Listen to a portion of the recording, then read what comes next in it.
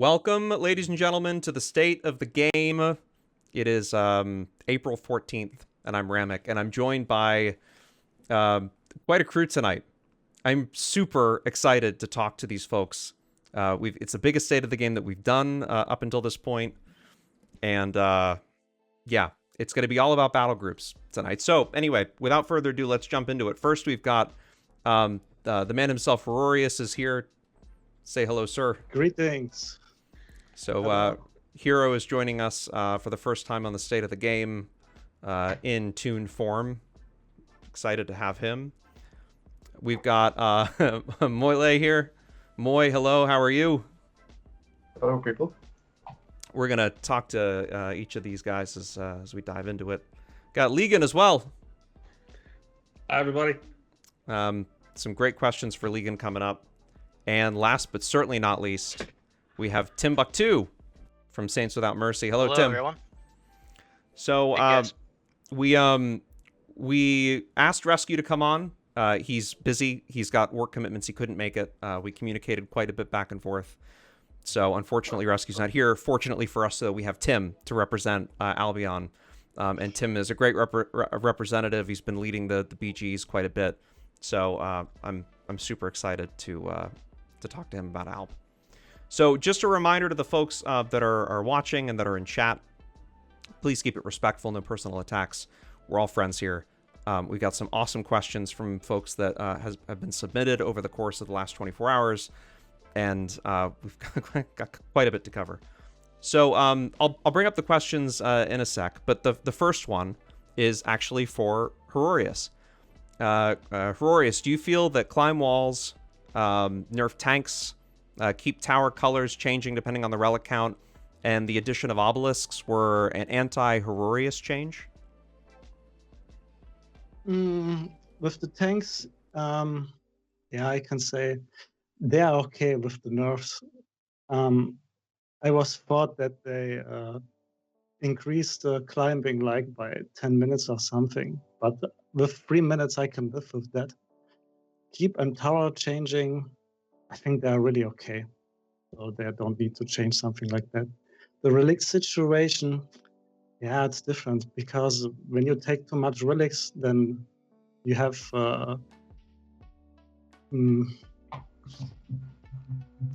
less for absorb, but the enemies have then 75%. Yeah, I think with the relic change, they can bring maybe when you take a relic that you get some apiece for this, make it more interesting. And for the obelisk, yeah. Well, you've got some opinions on this, right? I mean, we've talked about this before. Oh, yeah, length, I was right? very pissed on the first 2 days when we talked in Teams. I remember, yeah. I was thinking, what the hell are you guys doing, bringing obelisks so you can't kill people anymore in the oil level or rooftop? And I thought, ooh. Have you found it though that it is as bad as you thought it was going to be initially? I was not really prepared for this, you know. It was not a test. We couldn't test this before with some people, so that's why I was wondering what's happened there on this day. Yeah. So this question kind of goes to the rest of you, and maybe we'll start with Moy. With the obelisk and the other keep changes, what are your opinions of the recent upgrades? Would you make any changes, and what other improvements could you see that would be made in the future to make keep fights more relevant moving forward? Well, the obelisk thing, I think it's largely a change made to protect casters on the roof from the hip stun nuke thing. And while it works quite good against it, I think the effects might go way farther than just affecting the hip stun nuke thing. Yeah, I agree. I think it was largely, I don't know this for sure, but I think it was largely to protect folks on the roof as well. Maybe also to lengthen the time that keep battles take place. Leegyn, what about you? I know that you had some opinions going into this too. In fact, we did a special podcast on the changes. What are your thoughts looking back on it now? I mean, for the obelisk itself, I mean, it works to an extent, right? because it's supposed to be encouraging people to go and defend the keeps. If they're not there to defend the keeps, which unfortunately is quite often, I don't really think it really has incentivized people to say, hey, let's go and defend as much. The obelisk itself, I mean, there's still more trial and error on this one anyway, because you have to break the obelisk, which is downstairs. If you lose the obelisk at that point, it defeats the purpose for having the buff in the Lord Room or the roof. So it becomes a vital key there. But if people just abandon that part, what's the difference? Sure. And I think Hero and I can also agree that a good portion of the time when we hit these keeps, we're just bypassing this obelisk now anyway, because we're just buff shearing. So I want to get Tim's take on this, and then I want to come back to that. But Tim, what do you think? Recent changes that have been made, how have they affected you guys in your keep fights? Yeah, I think they've definitely given us a bit more time to prepare and also set up. And I know we don't defend the balconies as much as I would like. It's still, it's decent and it does work as it's intended. So I'm not, to me, I could go either way with it. I wasn't a big proponent of it, or I'm not against it. I'm just kind of indifferent on this one. But it's definitely making those keep fights a little more drawn out a little bit, and we can get reinforcements to come in and kind of try to change the tide of a fight. So it gives more opportunity to build the fight up a bit. Yeah. So on the topic of bypassing these changes, right? I don't know which one of you was it that found that Battlemaster buff shearing just took this thing right off. Was it Herorius or was it Leegyn? Which one of you claimed responsibility? It was Hero. Yeah, okay. we take it. We start with the Battlemaster styles. Yeah. To Yeah. steal the buffs. So yeah, I told all to my tanks, steal the buffs, guys. Do it. Then we are faster. But sometimes you have no time. There's then so much trouble around that you need to push. Sometimes I ignore the obelisk and push into the Lord Room. So, but when too much inside and we have a little bit of time and the people defending the stairs, then yes, then Battlemaster starts on the obelisk. With all these tanks, siege breaker, and it works. Yeah, Leegyn, it looked like you had something to say. Do you have something to add to that? No, he figured it out first, and then I just confirmed it. And again, like he was saying too, if there's too much pressure coming up and you're trying to kill the obelisk, you have to go full steam into the Lord Room and flip it. Right. Yeah. Sorry, I'm gonna go. No, you're fine. So the next question I've got on this line is, what do you think could be made different or changed about keeps? And maybe we'll start with Muylae in this. Is there something that stands out to you? Is it door difficulty? Is it more barriers of entry, right? Not being able to maybe making the doors more difficult or adding different positions that are unreachable. Do you have thoughts on that?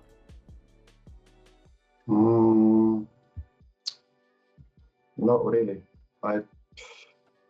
The only thing that I really noticed recently is the scout group assisting with volley, which is like a game-changing team right now in a sieges, because if you have so many people assisting with the volley thing, and like they are standing in the Lord Room and volleying out of the Lord Room, there's nothing you can do against them, and they can basically hit anyone anywhere in the keep and kill anyone on the spot instantly. Yeah, so I'm not sure that's working as intended. And Phil noticed that as well too. That volley was a thing, and there were groups of scouts especially, they right, come most adapting. of the time on Friday. There's 20 archers to try to hit me from the Lord Room, or when we are attacking a Midgard keep from behind the wall, so you don't see them. It's like when you fight versus a ghost. So they have a ground target, and they're shooting into the courtyard and hitting like 20 people, and they're dying instant. But with the keep changes, I think there is really okay. So maybe with the outer oil level, it's not allowed to repair this, but only the outer oil level. Well, so you're suggesting so that they can't repair it. That's for you more than it is for anybody else, for right? Yeah. Okay, so I just wanted to make sure and clarify that. The next question we've got his current keep designs have been met with some fairly serious criticism from a quote-unquote defender standpoint. Examples include the ability for heavy tank climbers, Battlemaster shears, to completely nullify inner oil. Some complain that leveled keeps feel less defensible. Yeah, I mean, is there really anything that this seems to be a recurring topic? I mean, our keep fights, actually, maybe we'll segue, we'll talk about BG comps real quick. There are some BGs that run more Scalds, more Champs, and more Minstrels. Well, maybe no Minstrels at all, and maybe no Champs at all. But You're missing the minstrels. yeah. But I mean, Yeah. these BGs have adapted over the course of time, and I think Leegyn, and you most recently, you certainly, Hero, have taken advantage by switching the comps around.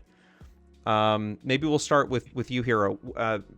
What changes did you make to get inside, and did that door difficulty increase that happened in the last couple of patches make a huge difference for you? Yeah, they increase some. They increase the doors for the last couple of years. Sometimes the outer oil level doors maybe less. The inner door is stronger. But I can say with the siege breaker, it works very well. When you're fast enough, then you get into the corner. When everybody hit this door, when you have a lot of tanks, then you say siege breaker 3, 2, 1, and you come fast in the door. But when the Zerg's still inside, then you need to take towers before and hit then another keep that another Zerg need to run out from this keep and defending this. Yeah. Yeah, you guys have mastered it. Tim, what about you guys? So the thing that I've noticed most, I think, about, I mean, there's a few things that I want to talk about in terms of the LPG tonight, in terms of composition, but is that there's no minstrels at all. And I mean, they might not be as viable in keep defenses, right, as equivalent classes in other realms, but when you guys go take keeps, what's your first priority, like, since you don't have the siege buff? Yeah, so essentially it's just making sure we can get in, because if we can have at least a foothold, depends on the keep obviously, but if there's no postern, if we have the funnel, we can kind of hit people as they come through that front door. So essentially it's just getting through that front door, working on the inner, and trying to defend and keep people out. Obviously it doesn't work all the time. But right. obviously minstrel, it's not just minstrels though that we have a lack of, it's also warlords. That's why I run my cleric as a warlord. We just don't have too many of them or enough people to really run siege such as rams. So yeah. Yeah, just at a very basic level, right? Yeah, and to go back to your keep setup, and your keep, like different things to do with keeps, I think one is the machinations, or those holes that you can aim down through. I think that's one area where, you get the advantage as the defender, but the attacking force can also hit you through that. So it's kind of like a, maybe a little bit, too much for the attacker to have that advantage. But I get how it works and why it works the way it does. And also, I had something else, I can't think of it. You can come back to me later. But Okay. In general, yeah. Also, just I guess what I was just getting my train of thought back. Once a BG gets through the inner and they're in the courtyard, they basically just own the majority of the keep. So like you were saying about barriers of entry, I don't know how it would look or work. And since I'm still relatively new to the game, I'm not sure how it used to be. But maybe having like another way to have a bit more of a defensive line than once they're through the front door, you're kind of the other BG will basically own the courtyard. You only have the outer and you have the inner, so it kind of traps you in there. So that's just a thought. Yeah. For Moy being the EU, the one of the two EU primetime BG leaders, with the Herorius Zerg being as large as it is, and oftentimes mids being kind of split, right, between two different battle groups, is there a particular tactic that you're going to in order, like if you guys are near a structure and you need to jump in? Is there something that you're doing that is, working with Anna perhaps, or running a particular comp to try and negate some of that risk with that massive Zerg coming at you? Well, we are quite often outnumbered, but there's quite a big difference between Amaridis Zerg and my Zerg when it comes to the average setup. It's like in Amaridis BG, there's way more casters, and I used to have way more melee characters. So Anamaride is totally unable to take keeps with his so heavy caster BG. That really makes a big difference. While me having so much more melee probably makes it a bit better to defend or try and attack keeps, but I'm not that often in a situation where I have to try and take an extremely well defended keep. Right. Yeah, that's not something. Yeah, I can say he can do very well up my Slav. Sometimes he's using his ninja trick when he's jumped behind the keep with one skull and taking the power back, and then he breaks my neck, and I don't see what's going on. Then it's handicapped and more mids porting in, and I see that's too late, and then he got me. That's why I need to be careful when I see him outside. I say to my bots, watch the guard tower, and he's jumping with two people. Leegyn, what about you? Is there a particular tactic that you're using? Certainly you're running more scalds, and you're certainly... I want to get to the... Just to preempt that, I want to talk about open field battles and the way in which all of these BGs work separately, but in terms of keep defenses, you've been running a lot more scalds, right? You've changed stuff up. You're very tank heavy. Surprisingly, it's hit or miss with my scalds. It's either I'm running 6 scalds or I've got a scald if I'm lucky. Some nights it depends. If I'm hitting those keeps that are well defended, I think it was Sunday. Albs were set up in Beano. I went straight to Beano. We already told me to go to Beano. We finally just said screw it, we're going to Beano, and I hit it dead on. And it was, I think, a good 45-minute to an hour long fight. Just unfortunately, I hate to say it too, but I'm pulling a page out of Hero's playbook, and I'm breaking the wall and then pushing through the wall. It's a much easier time than trying to go to the outer oil first. So we break the wall open, go push in, set up on one of the towers, and then push in and hit the inner. As long as we can keep them locked inside the inner portion and they're not pushing out on a flank on us and wiping us when I'm not really paying attention.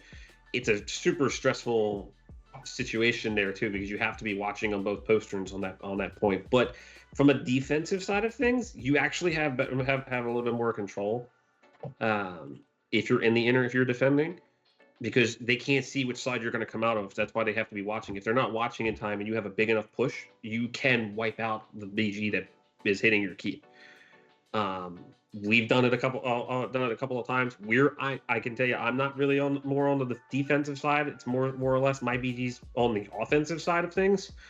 But even then too, I wasn't too thrilled about hitting keeps anyway, because I much rather enjoy the open field fights with the size of the BGs that we're currently running with. But the keep fights themselves, at least, have been good for the most part.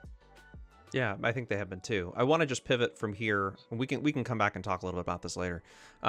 Just to go kind of to the next question in line, which is specifically for Leegyn. What caused you to leave Hib? And did you used to lead over there? I know some of this, but tell folks that perhaps don't know what the story is behind all of it. Oh man. So for those that don't know, when I started this game in 2001 or 2002, I was on Hib. Been on Hib since. Not saying I played for that whole duration of time. There was times where I've took large gaps of breaks between to go play other games and such. But Hib has always been where I was. And up until last year, I started getting kind of fed up with Hib itself. Not less. There were still a lot of people over there that I still miss playing with, and those that I respect over there. But there was a lot of other ones over there too that I was kind of more or less just banging heads with. That I just couldn't deal with it anymore. A lot of attitude, just flat out, just got fed up with it. Started running my own groups and such, doing my own thing. I did try leading BG over there for, I think it was about 6 weeks, maybe. Didn't find it find it all that fun. Leading a BG is not fun at all. It's super stressful. I think all of the four of us can agree to that. Oh yes, in keep situation. Especially in a keep situation, it is stressful as hell. But I finally got fed up with it, and it was a group decision to make that switch, and we were deciding on the idea of either going to mid or going to out. And the decision obviously was to go to mid. I had other friends that had already gone over to mid. Out was something totally different, and quite frankly, I didn't know how Rescue would have taken me coming over to Alp, or at least some other people that I know that are playing on Alp that are not fans of me either. So we went to mid. I did not come over to mid though to lead the BG. It just kind of happened, and it's been that way since. But it was more or less I was going over there anyway because at the time when I even went over, Hib was huge.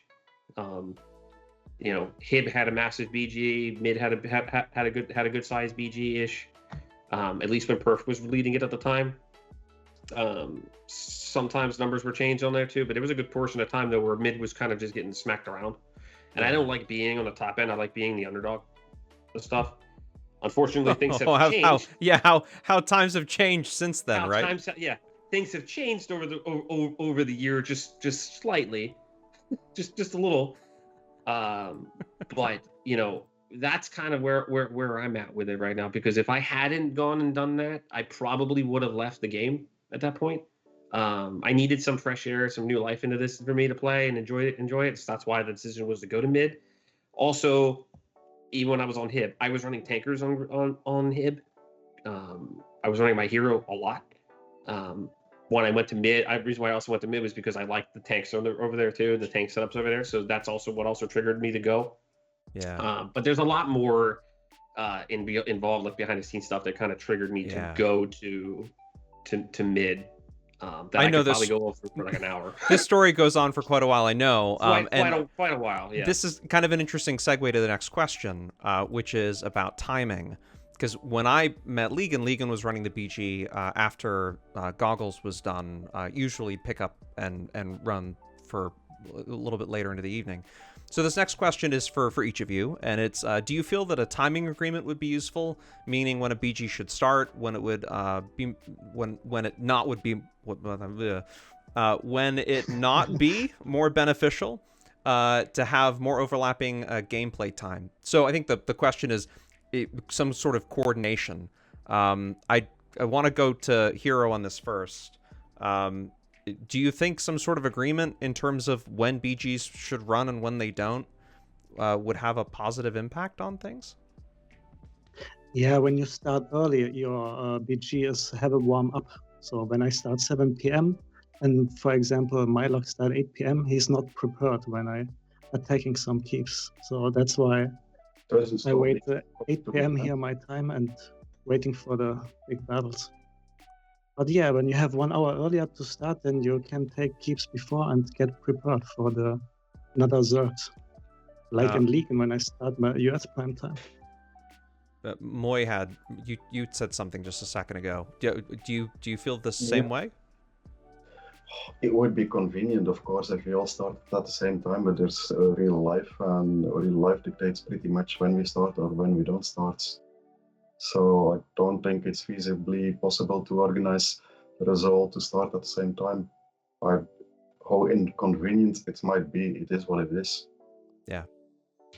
I think too often the community wants to come up with artificial rules. It's something that I've learned over the course of time is that there's every play style's got a different rule for each other, and if you don't if you don't play like that, then you're out. I'm gonna go to Tim here because Tim being on the receiving end of like US prime time, right, and having to deal with Leegyn's numbers and everything else. Just out of curiosity, what about you here? Does this make a difference for you at all? Would it? Always fun to fight Leegyn. So no, I'm serious. So I think you have the advantage if you start early, if you are on the offensive. I do like to start around 8, even 8:30 if I am having trouble getting people, because a lot of the times our numbers will sort of build up. We'll start with about maybe 2 dozen and go up to 40, 50, 60 maybe has been our kind of average now, which is kind of low. But it gives us time to sort of make sure we have solid groups before we move out. If we move out too soon, I've noticed like if it keeps being attacked and I'm like, okay guys, let's go. Hey, we like no one's in a group and we're getting picked off real easy. So I don't think it's gonna be. I think it's just gonna be one of those opportunistic things where you can kind of take advantage of it. It's part of the game. And I don't see it as working as like, oh yeah, let's just do it this because everyone's has a different schedule. Everything's days might be different. I think it's more of like your own realm thing of having your own schedule and communication of when that schedule is in your own realm. Yeah, I think so too. When I was over on Hib and Goggles was leading the BG, just trying to get everything organized with your own realm is tough enough as it is. Trying to coordinate with other realms, I think, would be an absolute nightmare. Leegyn, I'm not even coming to you for this. Look at your what is that? What is that face? You were just like, I'm not coming to you because this is just we're just gonna leave it there. I mean, I was preparing my response to that, but no. No, well, okay, so go ahead. I mean, what do you got for us? My God. I mean, I can't say let's all of us just all on agreement on a start time. That's not really how this game was designed. To say from this time to this time we're running BGs for all 3 realms. Everybody has different time frames of when they can play. It's their decisions on what they actually want to do. For that particular situation too, like for me, for example, on US Prime, I run from 8 o'clock to 10:30 to 11 o'clock, I think it is. Hero, for example, runs 7 Eastern. Hero, right? Usually by now, early 1 a.m. in the morning and then 3 hours left. Yeah. 4 a.m. Yeah. So his BG's already running by the time I log in and start setting up. So when he's hitting my keeps and breaking ports on us, I can't get enough people together at that point because not everybody has logged in. I can start my BG a little earlier, but it kind of suffers more or less. Good. That's great. A couple of times. So with that, I say, not everybody should be in agreement there to say from this time to this time we're running BG. It's if you want to log in and you want to run a BG on that time, have at it. That's my thought. But you do very well, Leegyn. Sometimes you start a little bit earlier to attacking me. So you try. So when you have like 40, 50 in the beginning and you try to hit me, that's good. Well, that's only because I've been telling everybody anyway to like, hey, by the way, Hero's gonna break Glenlock port. We're gonna get screwed at the beginning of the BG. Can we please log on like a half hour early? Yeah, I just from my point of view, and the comment earlier, it's good to see somewhat, at least as close as humanly possible, level playing field for all 3 realms, and I want to, towards the end of this, and I hope people will stick around, I want to talk a little bit about get everybody's opinion and take on it, but why each realm is doing the way that they are in terms of being able to gather numbers. So there's that. Curious to know for Tim, this was a question for you. Does Alb have regular BG days, or is it when any type of leadership is on for the night? How does that work? So it's typically Wednesday through Sunday. It used to be 7:30, now it's about 8. especially when rescue's leading. That's about when we start, and that's kind of what I do as well when I'm leading. But I know there's some times where neither of us would be on, and it's just like, is anyone else gonna pick it up? And I know like Arlington does some BG sometimes. But yeah, typically we're there Wednesday through Sunday, 8 o'clock Eastern time, if anyone wants to join us. So, and it usually goes later if I'm playing, and I I like to stay until midnight basically, or a little bit later even.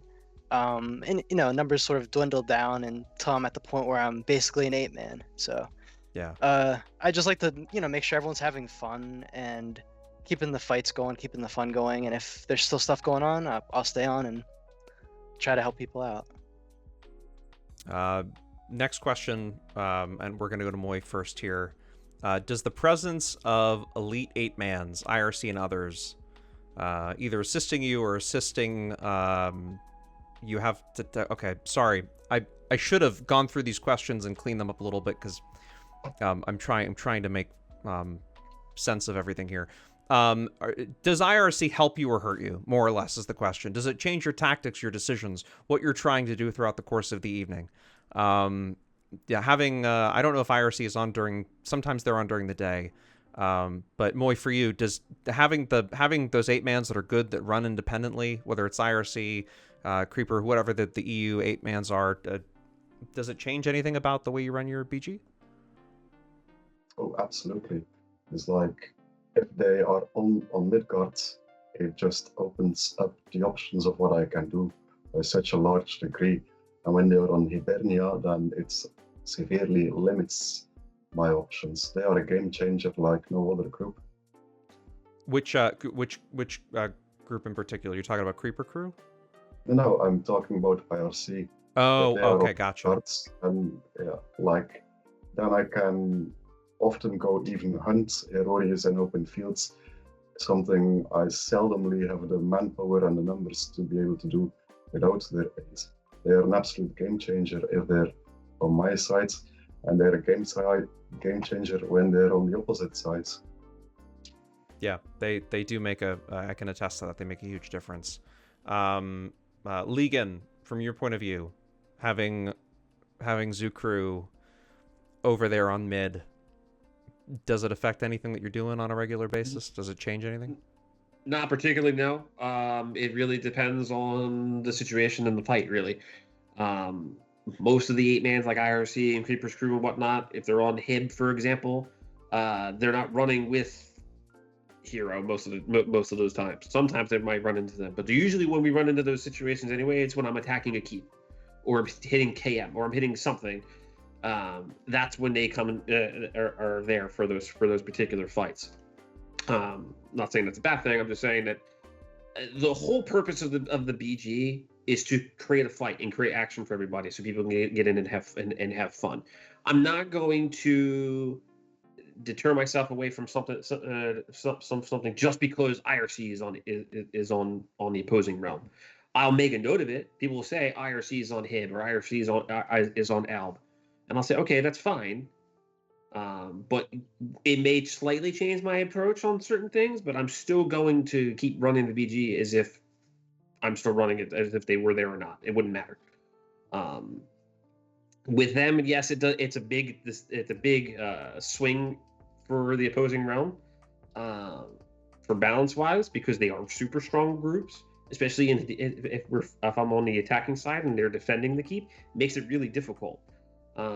There was a time I hit DC and there wasn't really a whole lot of Hibs online, but Creeper and IRC were online and defending that keep, and that was a hell of a fight. Still, we ended up winning it though, but I think we only won it though because we just had sheer numbers. But we still won the fight. Now there's been times though when I've gone and hit Hero and KM, and here's Zoo in front of me, in front of it, like staying in the middle of the inner, like. And I tell them, okay, IRC's inside too. This is going to be a challenge. As bad enough as it was anyway, as challenging as it was anyway, because of that particular fight. Because let's face it, everybody here trying to push in KM that's heavily defended right now, you might as well consider it like a loss, because it's a super tough fight to try and push into that inner. But again, I'm not going to really make it a big deal if I'm fighting IRC. Yeah, I If mean, you've got wipe, the I wipe. numbers It's not the too, end of the world. right? So I mean, that's the other thing. I think there's an advantage that you've got numbers where it certainly, I think, helps other realms. I want to just Right. pivot real quick. We'll come back to Hero. Tim, when IRC's on Alb, I've noticed, or IRC, I hate this term. When Zoo Crew is on Alb, they tend, I think, to maybe take a bigger role than they do in other realms in terms of stepping in and helping the BG. Does having them on, like, does anything change in terms of leadership, in terms of aggression? Like, talk to me about that. Yeah, so I think it definitely helps in terms of getting a good push off, because a lot of times albs are a little hesitant to do a push, and if we have that group with us and they're doing a push, it's like, well, we have that opportunity to sort of jump in, maybe hit the BG from the other side or get a good angle in to kind of cut them in half. So yeah, it's definitely a game changer a bit if they are on. If they're not, like Leegyn was saying, I don't really change my how I'm gonna play if I know they're on or not. It doesn't change my mind on that front. But yeah, it kind of gives us, it can give albs a little bit more of a, like, hey, we can start pushing now if we're getting a few kills in, as opposed to turning around and running. But for the most part, even when we don't have them, we can still get some good pushes in here and there, for sure. But I'm not going to base my game off of what side they're on for the night. Yeah. And then just last but not least, Herorius, what's your take on having Yeah, I eights will with you? agree with Leegyn and Co. And because I had some battles where I'm losing some when well, what you said before, like creepers and RC inside together, so they kill you like in 10 minutes. But it depends how many you have, which level is the keep, and how much is the pressure. Sometimes I need to leave the keep, but it's not often. But sometimes I need to go. Gotcha. And I will try my best to take this. Most of you tell me then, RC is inside, RC inside. I say, yeah, it's okay. Come on, concentration here. Don't talk me about this every minute. So let's go. And then just fight already, we right? go it's very tough, I can say. And Yeah. of course, there are game changers for some situations. We're It's making also a big their... thing. Go Like, ahead. When Herorius is done, most of the time I have to spend some time retaking the keeps he has taken. And if then IRC comes in on the hips and defends those keeps, then it becomes extremely frustrating and difficult for me to retake our keeps. Wow, so it Then makes you need to that kick big them of a asses, difference. Muylae. Hey, what? Then you need to kick them ass. You need to try. Yeah, but like around 10 o'clock, 10:30, Yeah, half it's hard, I IBG know. logs anyway. Then I have to do with a relatively small group to try Or you and ignore the keys to taking the spike and run in the open field to catch them. Well, I think there's a lot of ways. The one thing I know what's happening just from knowing them is that the heads are getting bigger and bigger the more we talk about how useful they are. So maybe we'll just if they don't have enough ego already. we'll just good point. We'll pivot real quick. So assuming even numbers, what's your take on realm balance and open field fights? What makes your battle group different in those situations? That's What a really are these even numbers you're talking about? well. Okay, so yes, I get that there are. Fair point. That they might be a little hard to come by these days. There are some nights. Look, I've been surprised. I will tell you, I've been surprised with the Tim Rescue Al BG. There's been some nights where they've pulled like 100 out of nowhere. Sometimes Hibs rally. It happens. It's a population ebbs and flows. I think it always has. But I'm curious to know, assuming equal numbers, what makes it or breaks it in terms of an open field fight. And I'm going to go to Leegyn first with this one. Dude, everybody should know by now. Also, in the middle of an open field fight, whatever the direction hero is, I'm pushing. That's it. Big push. All tanks just go. I am primarily tank heavy for the most part, and super aggressive on those pushes. So push right through, rupt out their casters, just keep going, because typically outside of Heroes BG, who brings tanks, a lot of it's casters that I'm going up against, and I've got a bunch of tanks. So if your casters are locked down, there's not a whole lot that can be done. So unfortunately, that's kind of where things are. That's why I tell everybody, just go whatever direction I call, just push in and go. And assuming that we can keep the rups out, then it's a win situation for us. That's why I like being on mid, because there's so many tanks on mid, and it fits more into my playstyle than the other two realms did. But with that, like I said, push hard, don't stop, just keep assisting and rupt out their casters, and it's game over. Gotcha. So from the same sort of angle from mid, Muylae, what's assuming even numbers? I don't know. I haven't spent enough time with you guys to know what the comp usually looks like. But what makes it or breaks it for you guys in an open field fight during EU Prime? Mostly numbers. So you would say that it's less about the composition of your BG and more about just the sheer physical size of it. Oh. Well, I already mentioned that Anamarides BG is way more caster heavy than my BG, which has a lot more melee. So Anamarides BG is totally unable to deal with Herorius extremely tank heavy lots pushing into them. If you only have casters, you can't stop a tank charge. Yeah. And it also, I think it makes a huge difference when you're going up against Hibs.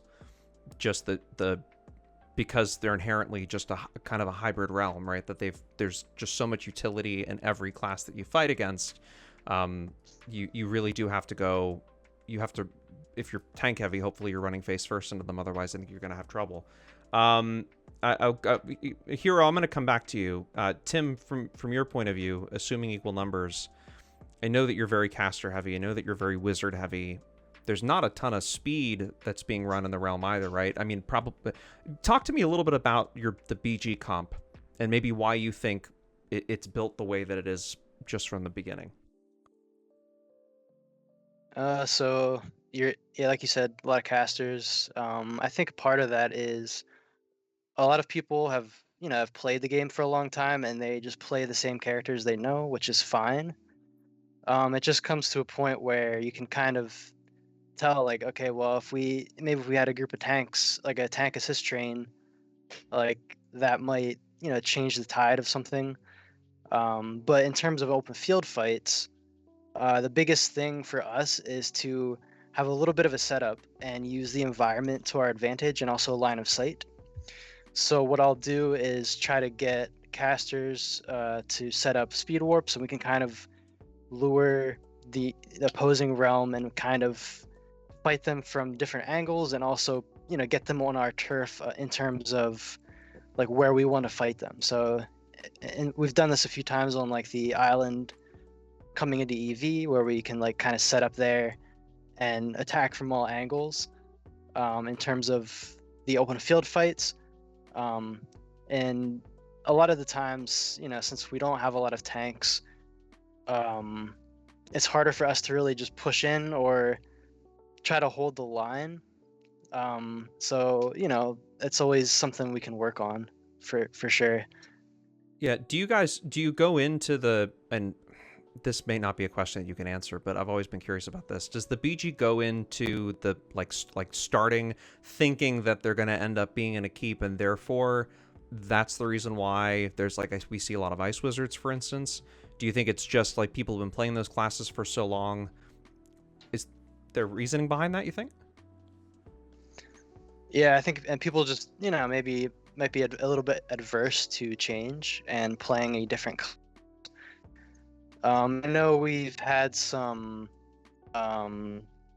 meetings and stuff in terms of trying to get better group compositions, and it's sort of like a thing we have to, try to work up slowly because so many people haven't played certain classes. Like I know, we started getting more sorcerers, people to play sorcerers because having that CC is very beneficial in a caster heavy setup. So it's just one of those things we try to build upon, and just try to inspire people to try to change things up a bit. And it's just like it just depends who's on and which players would be willing to play a different class that night. Sure. From your perspective, Hero, what makes it or breaks it? Because you end up during the weekends, and you started running weekends. I want to say like 6 I like months. the weekends. You Esperanto. I know you like them a lot. I know you like them quite a bit. When I fight versus League, I do the same what Leegyn do. Push in when I see Leegyn, I try to slam in first, and he's knocked out and he purged. But I say to my people the same: push in, static, Dawnfield, all casters when they have mock level 1 AoE cast, because this is the key to win the battle. When you have AoE permanent, maybe with mock 1, disease, near side, something like that, drop it and fire. And the tanks need to push. They don't need to hitting the warriors or the savage. They need to push into the casters, into the healers to interrupt them with Battlemaster styles, everything. And then depends how long can the tanks standing. So when I die first with my tanks in front, then Leegyn win. When he dies and I survive, then I win. Right. Okay. Well, I get that part. I'm wondering about this idea of pushing through to the support. Do you think it's again, assuming equal numbers, do you think it's fundamentally different when you're fighting mids versus albs with the amount of utility that mids have on some of their support classes?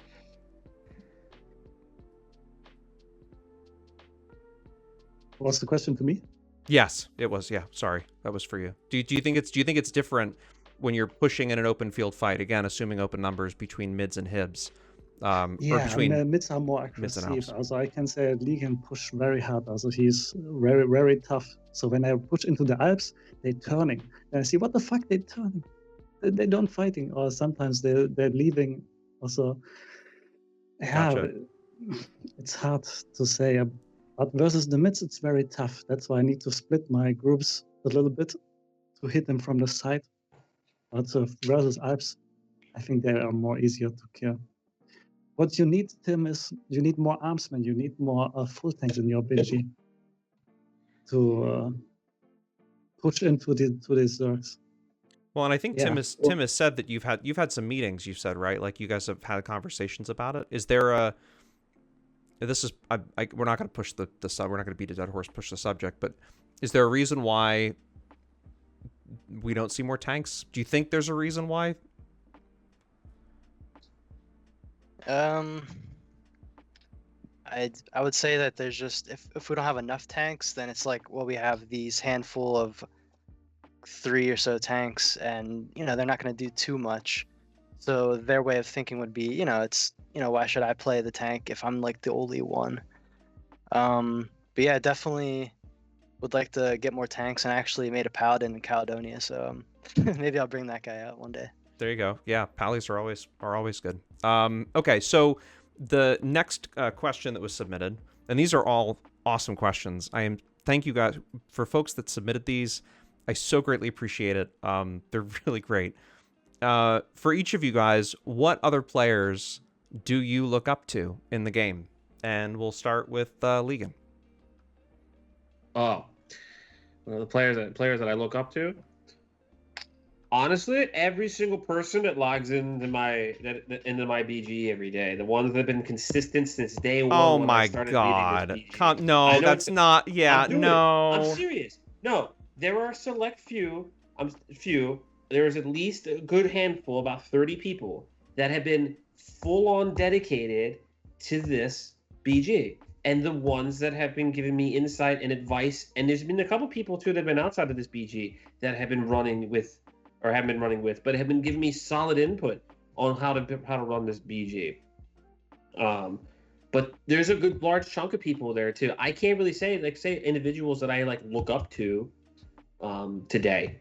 Other like individually for that, it's really just the core groups of my BG that have been dedicated to this, have been putting effort into this, that have been devoted into making this BG successful, that has kept me going and playing this game still. Ultimately, so that's really the answer that I have there. I don't really have like a select person that I can say like I look up to and admire in this game right now, because it's so many people that I still play with mid that drive me to motivate me to keep playing. That seems legit. Okay, that seems honest and fair. I was giving you a hard time in the beginning because you're trying to score brownie points, but that's fair. I'm not trying to. Yeah, no, I know. To score brownie points. It's just there are groups of people, that stayed with me to run this BG. Because remember too, when I started this BG, I was getting probably like 40 people at one point, still roaming, trying to find something to do. And those people that still stayed, and after wipe after wipe after wipe, when we were losing, still logged in, didn't rage quit, didn't switch to another round, just rebuffed and was ready to go for the next one. And that right there is those that I look up to, because they're the ones that really keep me playing this game. That's awesome. Okay. Moy, do you have people that you look up to in particular? Oh no, absolutely not. I'm a condescending misanthrope. No, that's pretty cut and dry. No, seriously, I mean, like, I sometimes wipe time and time again each evening, and even after that, I still have a BG with people following me. So I really have to give credit to all the people that, even after a few wipes, are still coming with me. I really have to give those people credit. That's awesome. Yeah, it's the people that make it happen. Hero, what about you? Who do you look up to? Yeah, for me the same. So everyone helped me. So it's a motivation that I need to go on to doing this with the BG. And they helped me a lot with what's going on the map, where's another Zergs, or I have someone who tell me where's the BG. So that's good. Yeah. Anybody in particular? Who I'm looking up? No, yeah, but he's gone. The name was Maxim. He was very good there. Who was that? But he left Ewayne. He's now. Oh, well, all right. Yeah. Okay. I was trying to get something out of there. What about Tim? What about you? Anybody that you look up to? Yeah, several actually. And to start, obviously, everyone that joins the BG, whether it's my BG or with Rescue's BG, we have that same core group of people we know we can rely on and are gonna stay with, even if we're having a rough night and we're, not winning as many fights that night. We still just, I'm just like, hey, let's try again. We'll see what we can do next and see what we can do differently. So, we have a core group, especially that are, just dedicated to playing with the BG every night, and it's just awesome to have their support. A few others, I would say Wove really inspired me to play the game and also to play the character I play. So I play a Smite Cleric. His videos were very informative and, it kind of inspired me to have that kind of play style. Also, in terms of the BG, I would say Treason has been, he's been with the BG for a long time, and he's very helpful in giving advice and, saying if I'm gonna do something stupid. So it's good to have that. And there's lots of others I could name, but I basically look up to, most people, and even across the aisle to the other BG leaders, because I'm still, I started in like 2019, so I haven't been playing this game for that many years, and I'm learning stuff all the time. So it's very helpful to have, people in the realm to give advice and help me out and help the realm. That's awesome. From my perspective, I will say one particular thing is that I looked up to a lot of people over the course of 19 years. I started really playing on Nemu. Depredadora, the armsman over there, armswoman, I guess technically, on Nemu was a huge influence. And nowadays, I look up to, I realize how terrible I've looked in the game for the entire time because Gunther's running around looking like a boss. So just a plug for him, and I realize how terrible my templates have looked from day one. But definitely, Depredador is like, for me, number one. I'm just thinking about, and I saw that name recently on UA, and I guess it's the same person. They came back for a little bit. Anyway, it was pretty cool. Okay, moving on to the next very serious question. Can't imagine who the heck submitted this one. What is the best snack for a busy Zerg leader, and why is it Hot Pockets?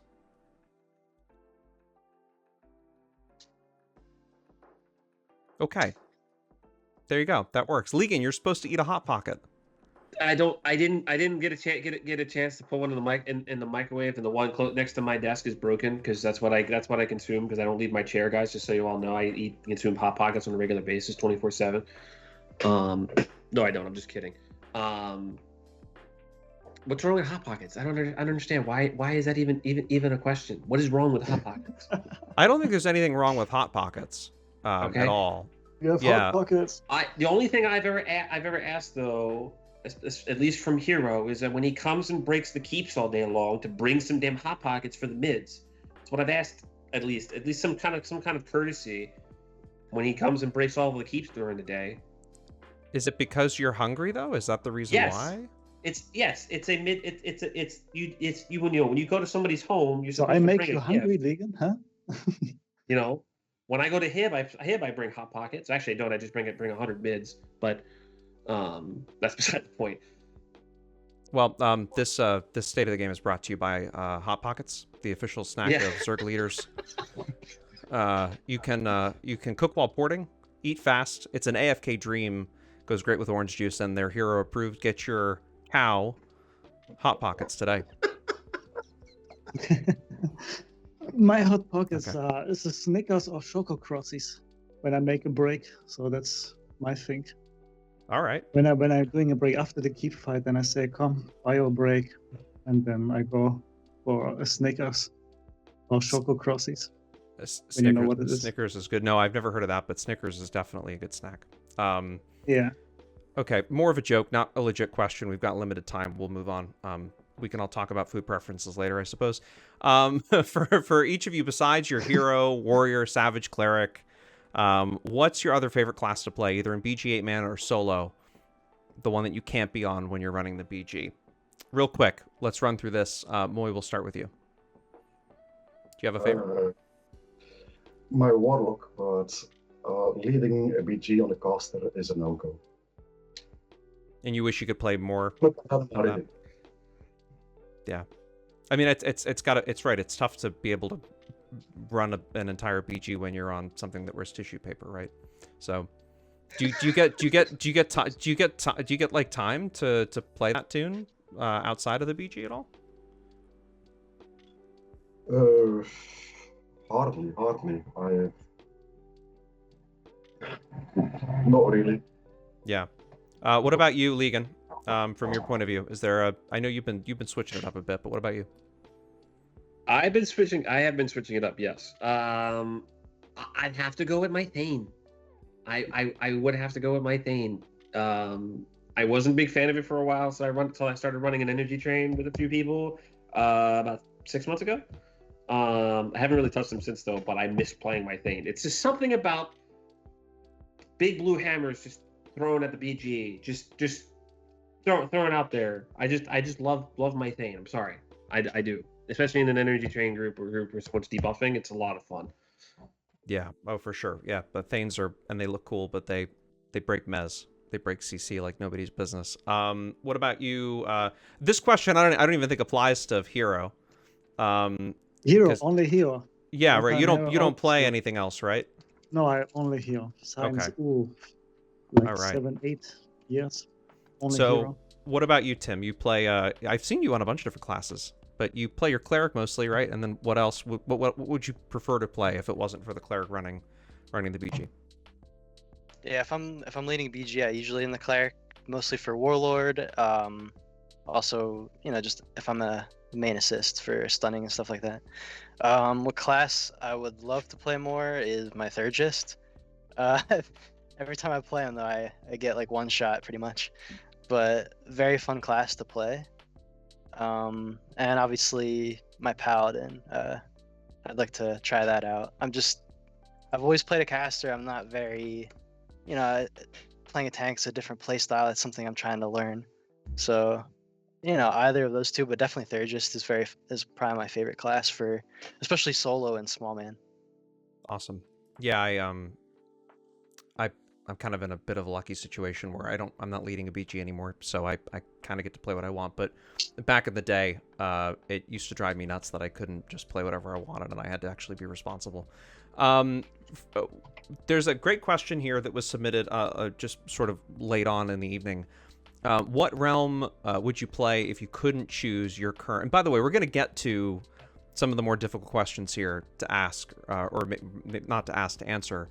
But maybe we'll end the easy ones with realms. So from your perspective, Herorius, is there a realm that if Hib was locked out to you completely, where would you go? What would you do?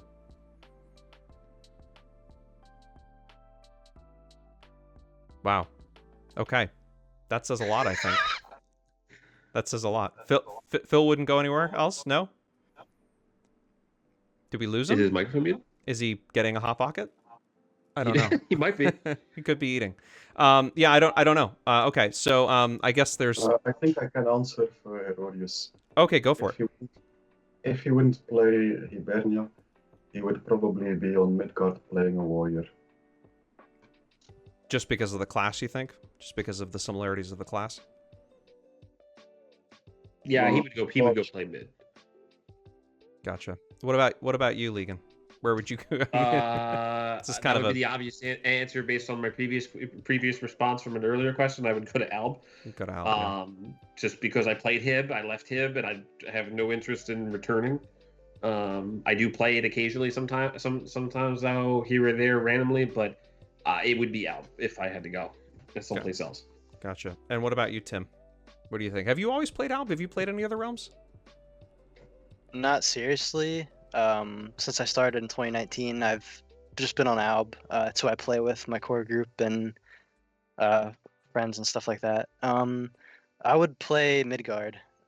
There you go. I played many years ago, like as a kid, so I was just like messing around. I had a troll shaman. He's still level 49. I gotta get him 50 one of these days. But I love the Thane class. I would love to play a Thane. I guess that's why I play a Smite Cleric. I wish I was a Thane. You wish you could throw hammers? Yeah, we should get some kind of animation. I mean, especially we don't use the AoE much, but something to give us something to look forward to. Yeah, absolutely. For those who are in chat, I'd be curious to know what your main is, what you play on a regular basis, and what's the class you wish you could play but never get a chance to. Be curious to know. Drop that in chat. I'm very interested in those answers. Okay, so Wanda, do we have Hero? Are you with us? Do we still have audio from Hero? Did we get a disconnect? Yeah, I feel like we might have lost Hero, although I think he can get back in just by clicking that link. So hopefully he comes back. If not, just because we've got him here doesn't mean he's actually in the call, and it's too difficult for me to look and see if he's in. But hopefully he'll join us, or he'll come back. Just as we're getting to the more difficult questions. So the next one up looks like it is, what's the reasoning behind hitting empty keeps, especially after the changes to RP bonuses? Is it to draw out action? Leegyn, I think we've spent some time talking about this one-on-one. Curious to know what the reasoning is behind you taking empty keeps. Okay. There's two parts here. I'll start with the most obvious one. When you run a BG, the whole purpose of the BG is to have a goal. It's not about just running down 8-mans and small mans and solos all night long, and there's no other opposing BG. You kind of have an obligation at a point if the realm is slow, and you have an opportunity to do what the game is designed to do, which is go and take the relics. Go take the relics. It may be slow action. You may not have much RPs during that if the bonuses are so high for the opposing realm, but you have an objective. You have a goal. You're taking the keeps. And you're taking the relics out, and you're bringing the relics back home for your realm. That's the point.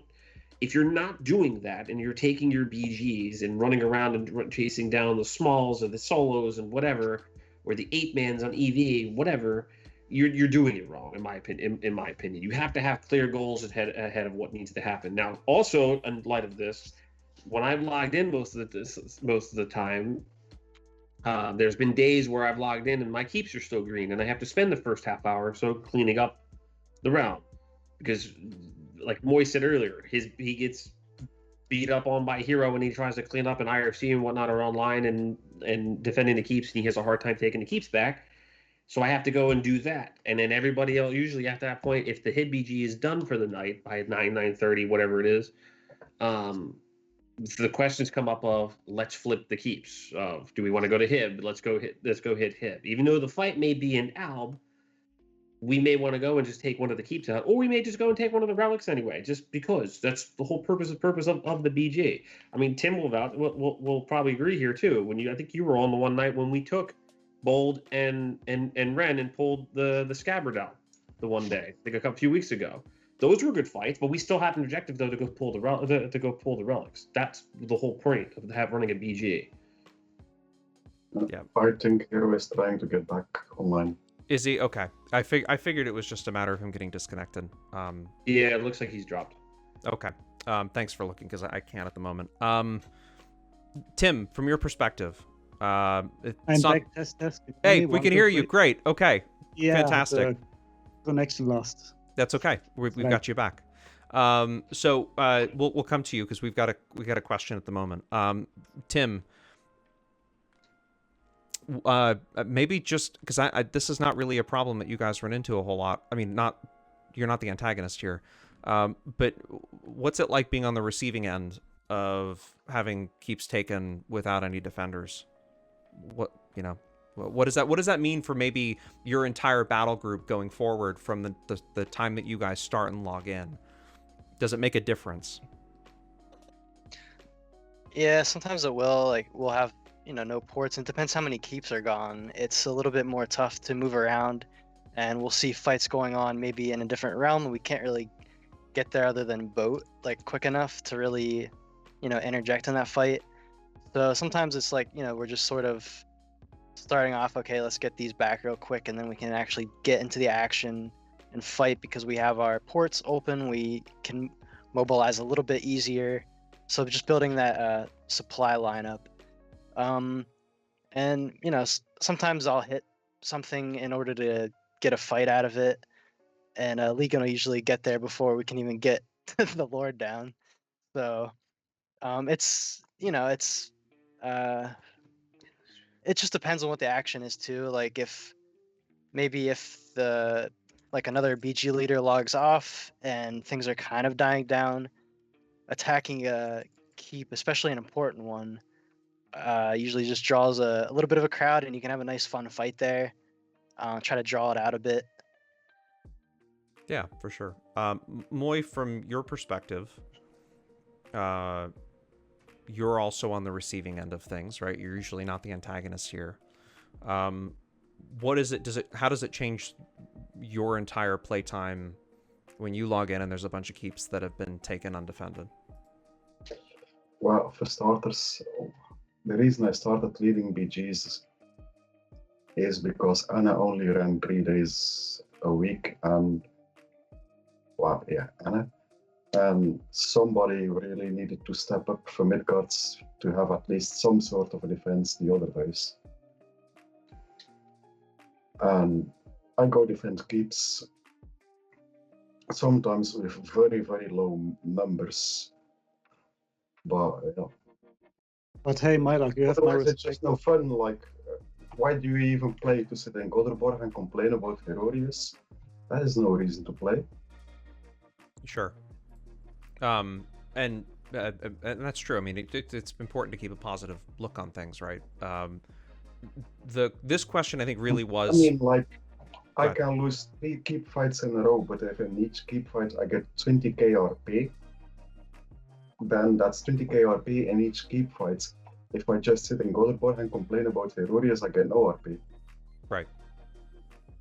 That's true. He's tried because Anna Marie won always away. So when I fight in the EU prime time versus Anna Marie, he don't fighting. So he run most of the time away. The hips need to have like 55% running bonus before he try. So when I start the BG, then you need to try the first battle to find out how many they have before you're leaving or you don't testing this before. That's why I like to prefer Mylok to lead. He do much better than Anna Marie. you're finding that the fight's a bit different, right? Between the two, it seems. Yeah, but when I fight versus Anna Marie, it's boring. He never try. I'm I don't know. curious. I'm curious to know, Yeah. Hero, because this question I think is really for you. I think you know the accusation, right, and sort of the blame, at least over the last few years, I would say, right? You know. Hero here, hero there. Right. I say, yeah. And I'm curious to know what, from your perspective, what started, right? Because people just think it's like, well, you're just doing it to screw with a realm, or you're not you're not breaking up the BG. You've got this big BG. You're just going to hit everything. What's the reason why you started taking keeps that were not heavily defended, and how has that changed since Broadsword has tweaked the way in which RPs are made, right, by bonuses? Walk me through that. You mean when I take empty keeps? I mean empty ones? Yeah, at least before, right? When kind of this all started a few years ago, and how has it changed? Okay. A couple of years ago I think 5-6 years ago, this was true. Most of the time was empty keeps, where we don't have some enemies. But in the last 1-2 years, I can say it's much better with the population, with the EC. What we do, and I think Leegyn do it, I saw him that he's doing this most of the time with the handicap match. I give the people a chance for them to don't take a power, that they have a chance to kill me. And I don't know. I think I was more, I can put this.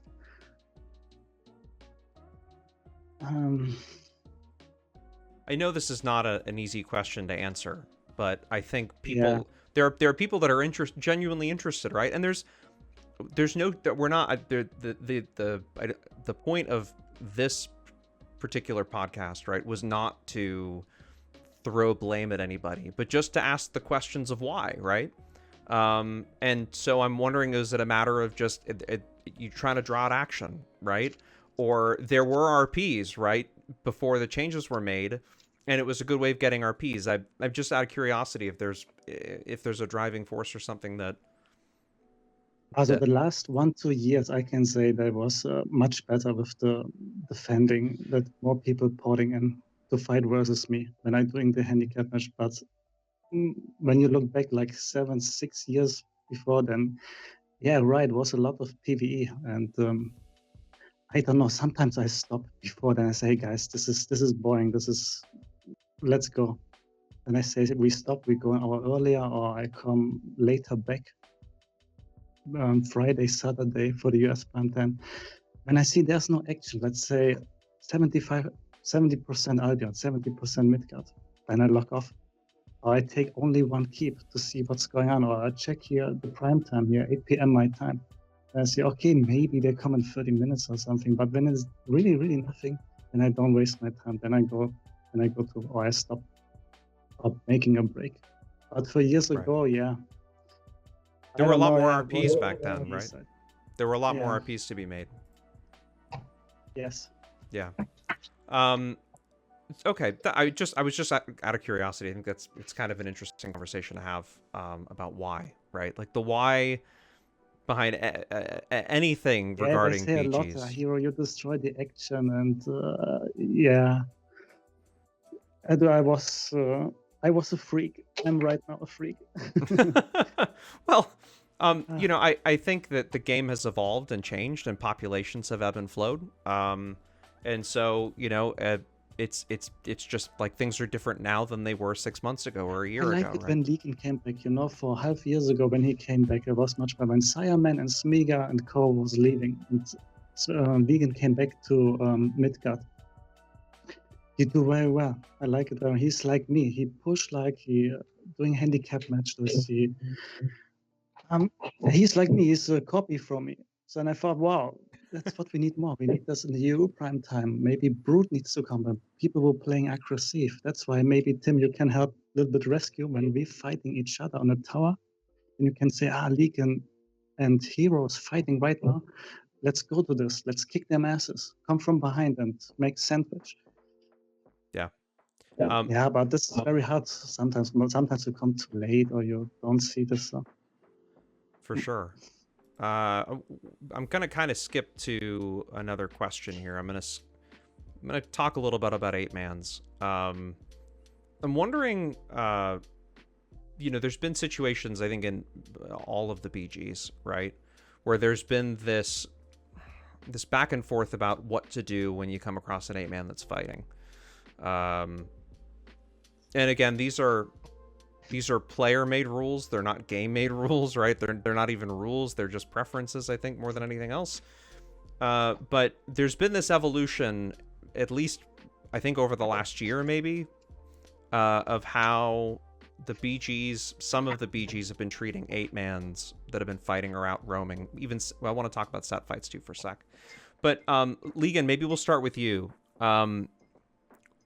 Has your view on 8s changed and how you hit them?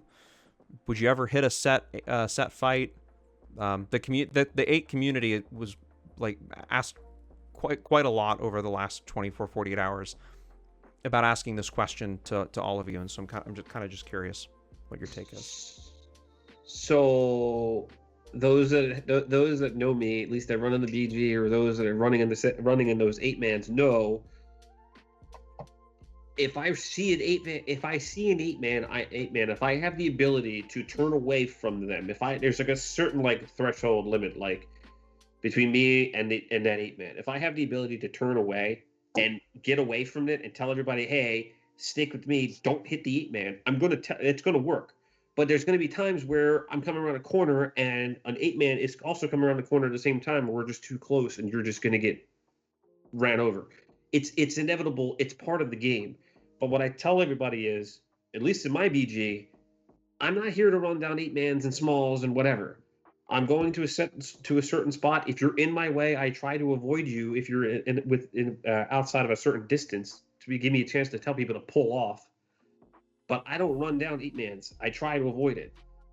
Just the other day, even too, there was a set 8-man on EV. When I told everybody, when I was trying to go do kill the bunny, whatever, for everybody at the end of the BG, that I still had about 5-6 groups with. And I told everybody, don't run this over and leave them alone. And everybody listened to me. I don't chase down 8-mans. People know this. They're like pitbulls. They're running to them. I know this. I know this in my BG when you say, but they're pushing. You can't stop this. You can't. This. But when they're on the way, you need to kill them. Because when I go, for example, to a keep and they're fighting each other and I see them on the right, you can't stop your BG. So you hit them and that's it. Then you go on from this.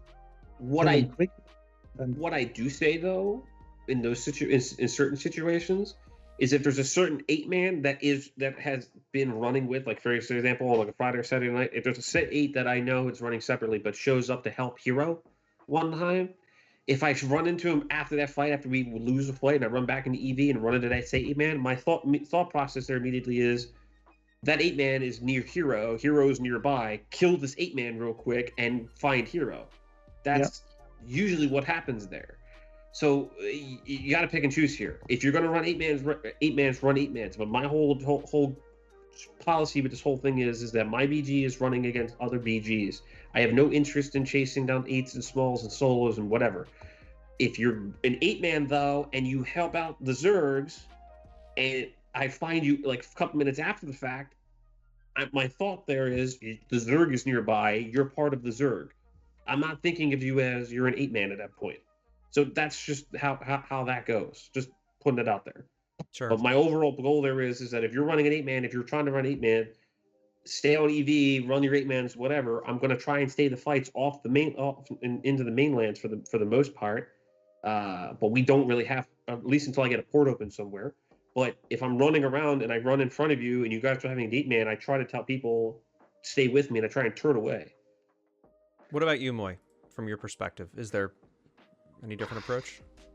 It all depends on so many factors.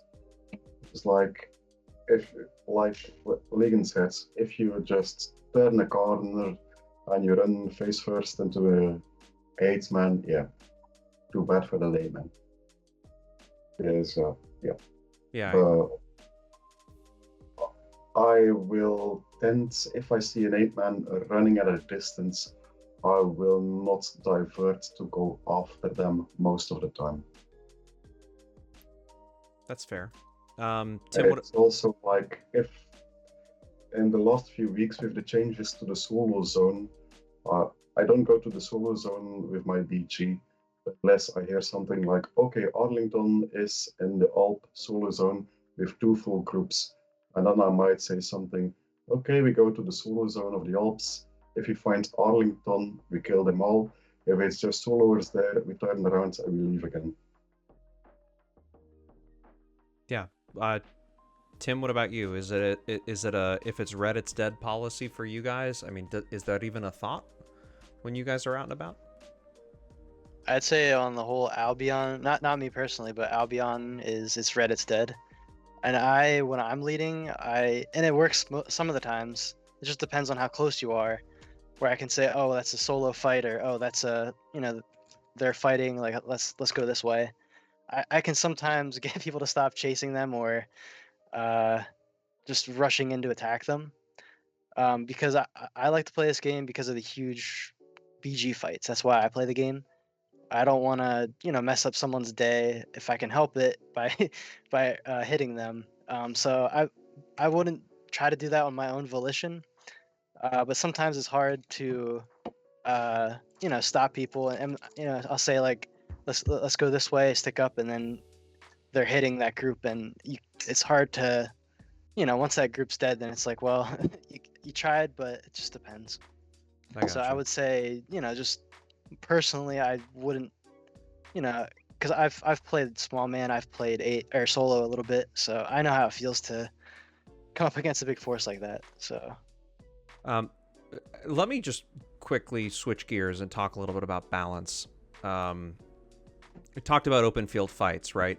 But just generally speaking, maybe outside of battle groups, class balance across all 3 realms. Because this is kind of, it's getting late, and I want to make sure that we get a couple more of these questions in, and I want to try and breeze through this. Curious to know, Phil, from your perspective, Hero, what is there something that sticks out to you as there being an imbalance? Maybe Hib is too powerful or needs more of or less of other realms. Curious if you've got thoughts on that. I think every realm has its powerful classes in the BG. It depends on what the people need to listen. People need to listen. And discipline, stick, and then I need to come back. This is the key. When do you have, like Leegyn, when he said using TeamSpeak and Discord at the same time, and you have so many people in this voice channel, when you are most powerful. And I do the same. I have 10 channels. I speak 2 of them to another groups, and I have my hero channel where everybody can join. And for me, it's important that everybody listen. That makes you powerful to kill another Zerg or winning. Do you is there something and that's true, communication's super important, numbers are important.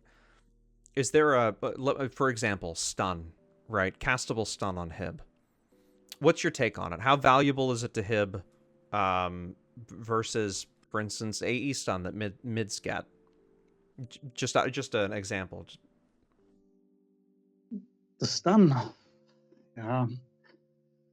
Um, Does it make it? Does yeah, it make a huge difference? Do you think it makes a huge difference for the realm or not? not really. Everyone have his own special abilities. So okay, the casters have the single stun, the healer, pack healer have the AoE stun, the cleric have the single stun. The group people need to work with them together. The assisting the team. When I said here assist, use stun, and sometimes they don't know the abilities. Many people of them, but I can say I don't see a difference. That one run is so powerful like another. The people need to work together. This is the key. Need to listen, and then you can kill everything with that. But with one ability to say this is overpowered.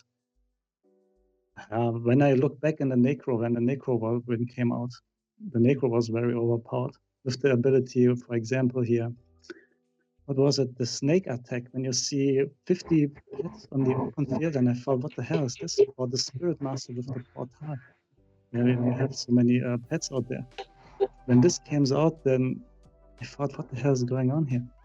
I was close to quitting the game about this, and then it changed after a couple of weeks later. But I can say, yeah, I don't see a run that's overpowered. Yeah, It depends. that You I need to work with the people. I totally get that. Leegyn, just really quickly, realm balance. What do you think? Is there anything you change?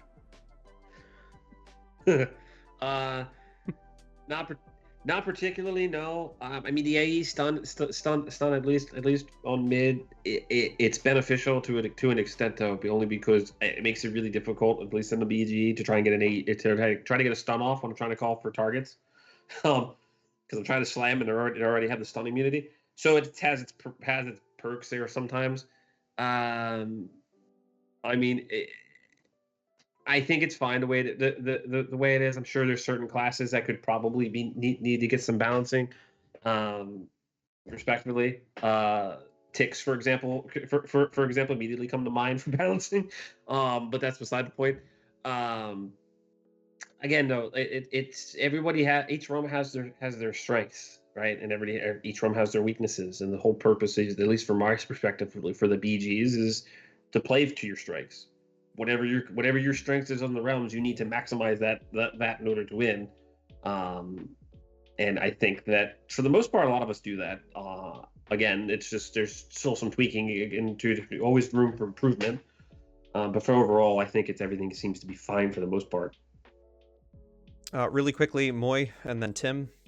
Class balance, realm balance. What do you think? I think the game has been in a worse situation than it is now when it comes to class balances.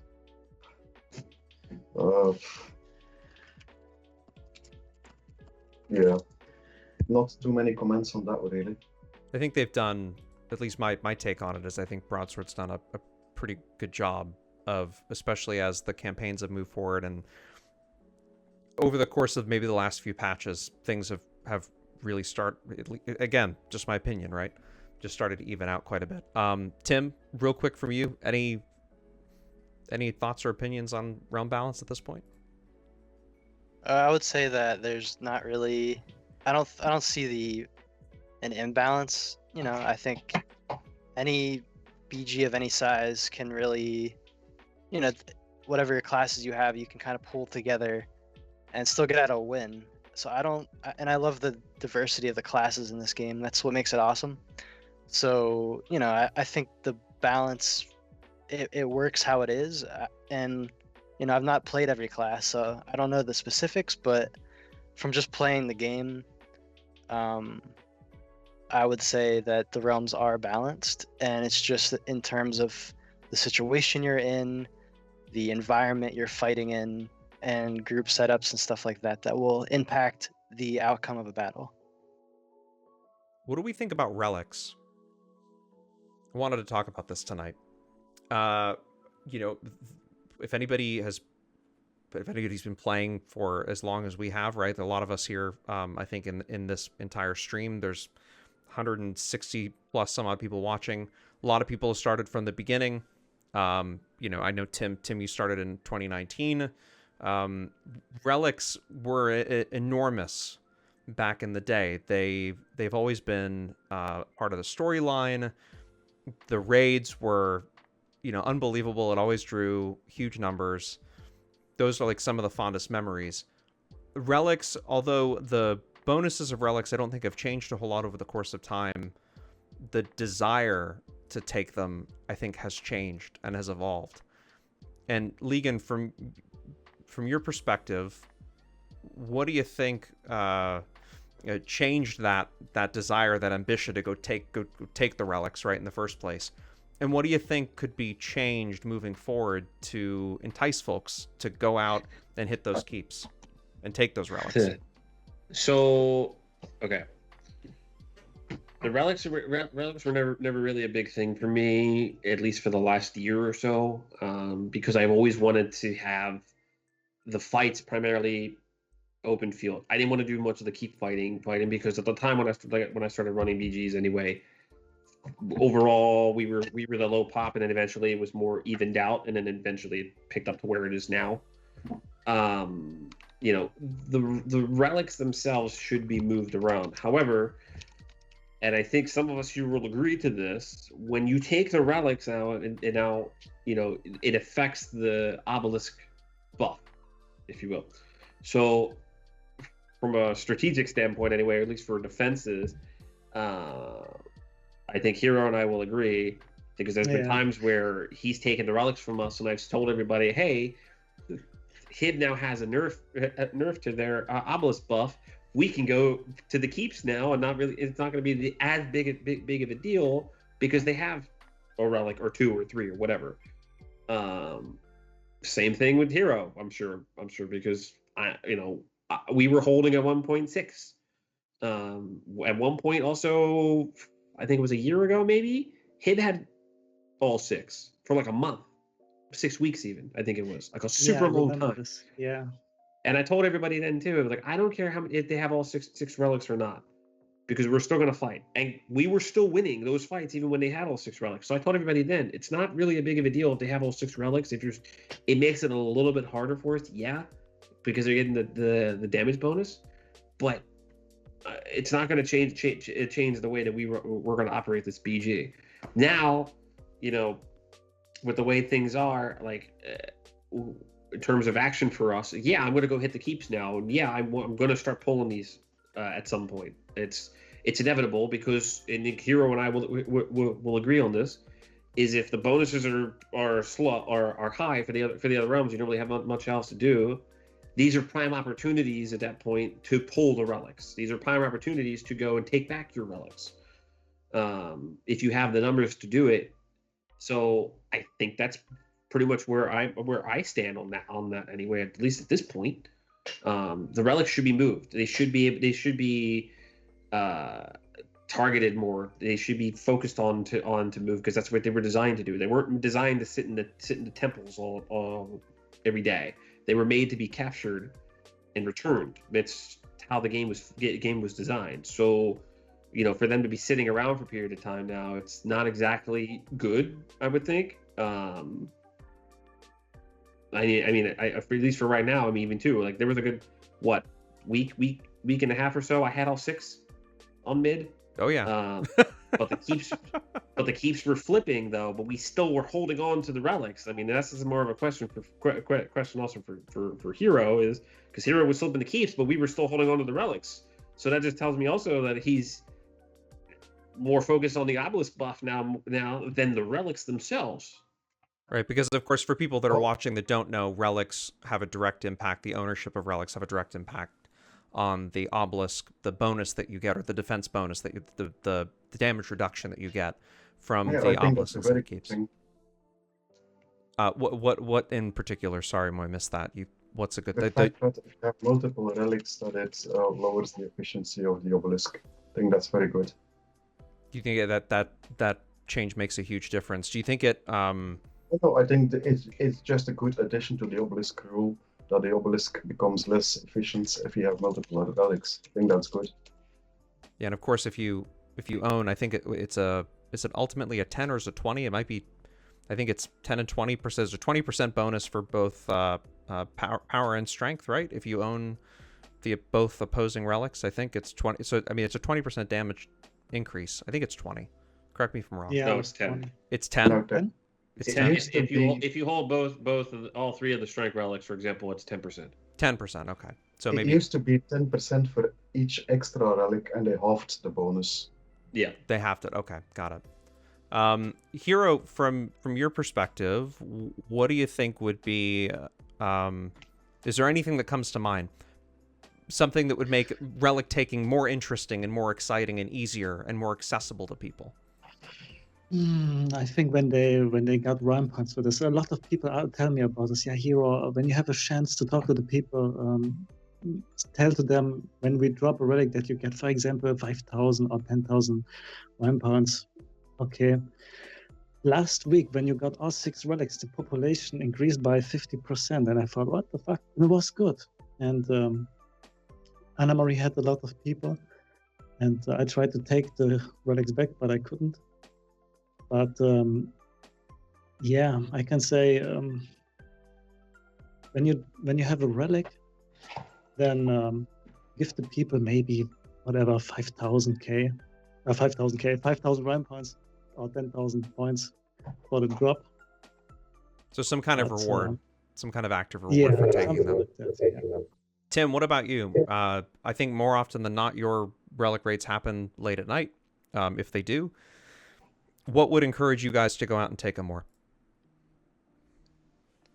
Well, first of all, I would say the relics have, for me, been some of my funnest experience with the game.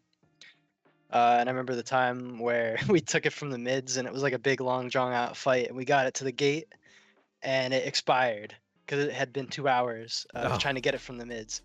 So I think they just add so much to the game to have them. And I personally like that aspect of it. And, you know, Leegyn, what you said was interesting, to have them come into play more often. I don't know how that would work logistically, but yeah, I like, you know, the relic focused fights, because then you actually have something to work for. And, you know, just getting that action because you're fighting for that relic or defending it. And yeah, I know sometimes it's usually, I would say, on the weekends when either Rescue or I are leading, and, you know, it's getting towards like the action might be dying down. We'll go try to just stir up some trouble, end up getting a relic. Sorry, Hero, I think we stole it the other week from you for a couple days. So, but that's, I think, the concept of it. You know, I can remember when I first started, before the obelisk. You know, it would kind of be a little bit of a morale hit to Albs if we had no relics, and we were just like, okay, well, you know, we don't, you know, people might be feeling underpowered, even though we're not really. And it also gave, at the other hand, it gave us a inspiration to go take it back. So, you know, I can see both sides of those, and the obelisk definitely is a very interesting concept, but I can see how it can be used to sort of play it and be like, oh, well, you can have our relics because we have better, you know, we have better keep defense now. So I can kind of see it going both ways, but yeah, love the relics as part of the game. What about you, Moy? You've been involved in some relic stuff recently. Well, I've been defending a lot of the relics we have captured recently. So it was, sometimes we had an Alp BG and a Hip BG trying both to take back the relic at the same time, and then it's just pure crisis management that you have to try to deal with both at the same time. Which is fun, yeah, okay. Yeah, it's Just different. that little bit of extra stress that it adds. It's enjoyable. Yep, the just dealing with sheer numbers and trying to figure out where to go, right, and where to set up and what to do. But yeah, at one time I compare it to like trying to mop up the water under Niagara Fall with a handkerchief that we had to do. I like what Tim said earlier about it being an object, like something to look forward to, an objective, right? There's an end goal, and that to me is like my fondest memories of Relic takes were that like the ultimate, like the reward, right? It wasn't just whether you won or lost to keep defense. It was there's a series of things that you have to accomplish. You have to get in, or keep take. You have to get through a keep. You have to get through several now, right? You've got to actually beat folks. You've got to get in, get the relic, fight the relic guards, maybe fight some defenders, and then additionally try and somehow get it back.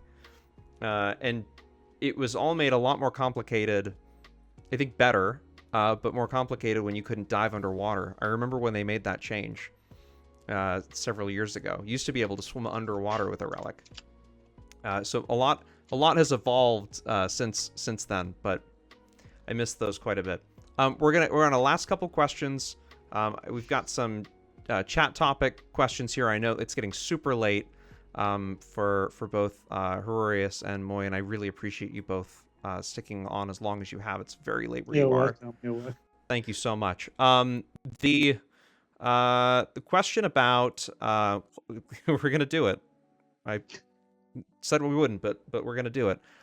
Talking about this classic or alternate server, and this is more about you guys personally than it is about the battle groups themselves. But I'm curious to know, and I don't. It's possible that Tim doesn't have a, because Tim didn't play Classic, at least when the game was released, right? You relatively new addition to the family.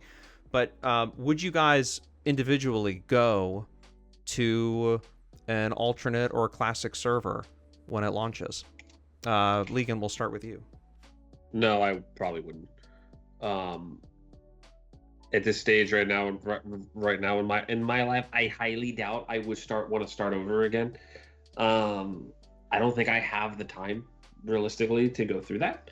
I would have to really give it a whole lot of thought, but my gut feeling there is probably not. I don't think I would go through that. What about you, Muylae? Do you think you'd make the change?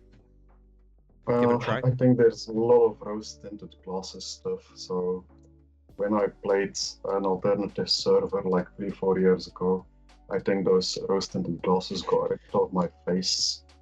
And most of the time I was just going like, oh fuck, this is slow, this is that. Oh my god, they brought so much quality of life stuff to the game since.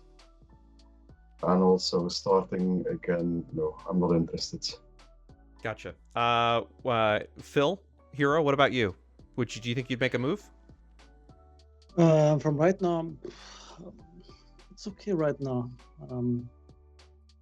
Yeah, I mean, I'm happy with that, what we have right now. So you played back when Classic was a thing, right? Didn't you start in the very early days of DAoC, or did you start? I was a child.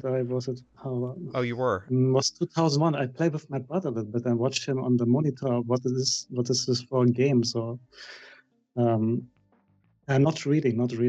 I played only for 1-2 years, 2001 to 2003, but not long enough to say anything about this. Tim, really quickly, what about you? Do you think you'd make a switch based on what you know? Not permanently, but I would love to try it. I've tried the different events like the Caledonia, and the Caledonia one before this one. So I would kind of enjoy to just try it out when I had the free time. I don't know how many would go over there, but it would certainly be fun to see how things used to be, since I didn't really get to experience that. Yeah. Caledonia was a lot of fun, and I think it was a kind of an intro to what Classic was like, right? Pre-TOA. It's essentially some of the lower battlegrounds, right? You can still get that. But of course, as master levels, it's incredible looking back on that Caledonia event to see how quickly things changed from the point that MLs were introduced, right? And Arties were introduced until the very end. But I think just next time I will play Caledonia. I will coming. Hero will coming for Caledonia. You will. We have a commitment from you. I saw a lot of action there, and I will come too. Will you run a BG? Will you run an 8? Will you what will you do? Maybe BG. Maybe a BG. Okay. Because the map is so short, and yeah, Interesting. I was, but I will Okay. come next time, the next Caledonia event. I think for anybody that's watching, and we've covered on prior State of the Games, we've talked about Classic over and over and over again. We're not going to go through that tonight. If you're interested, you go back and watch the archives. We've talked a lot about it. In fact, we've talked too much about it because it's like a recurring theme. But for anybody that's curious to know what's going to happen, right, with Yuane once a alternative rule set or Classic with QOL improvements, whatever, launches, there are people here. There are people on Yuane that are going to stay. And Broadsword has I said, can tell you what's happened. well, tell me what you think. Yeah. Yeah. For example, when this server coming now, right now, this classic server, it was when Caledonia came out, so there was nothing in the new frontiers.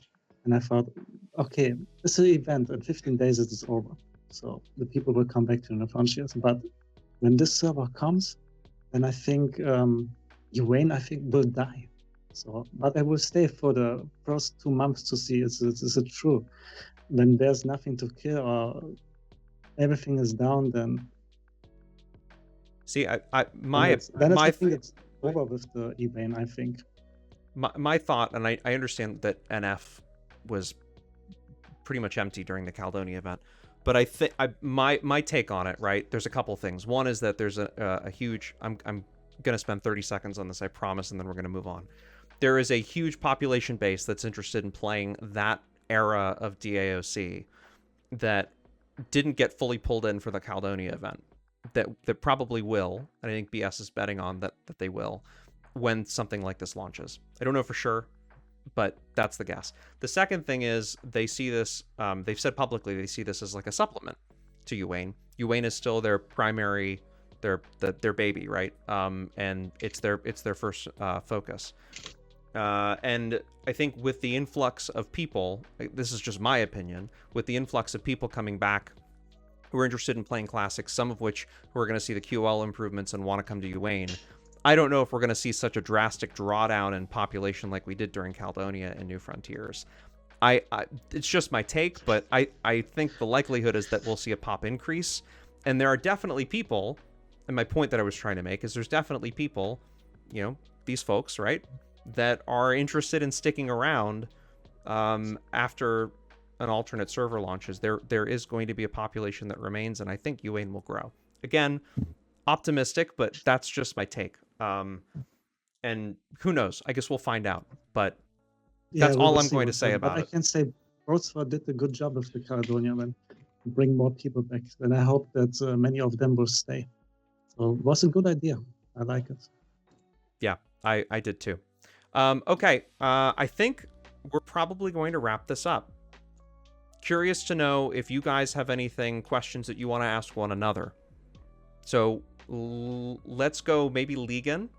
Do you have any questions that you want to ask? I know that you and Phil and probably you and Moy talk quite a bit, but do you have questions that you'd want to ask each other? I don't have any questions really at this point now. Actually, I mean, we all relatively talk. I mean, the only person Tim and I don't talk often because Moy I talk to all the time because we're on the same realm, and Hero I talk to when I pop over on HIB. But when Tim's online, he's usually on US Prime. So unfortunately, I don't really have any questions for you, sir. Other than it's nice to actually put a face to the character though. You and I talked anyway briefly also during the Caledonia event as well. So yeah, because you were on Alb, weren't you? I was on Alb. Yes, I was on Alb for the Caledonia event. Yes.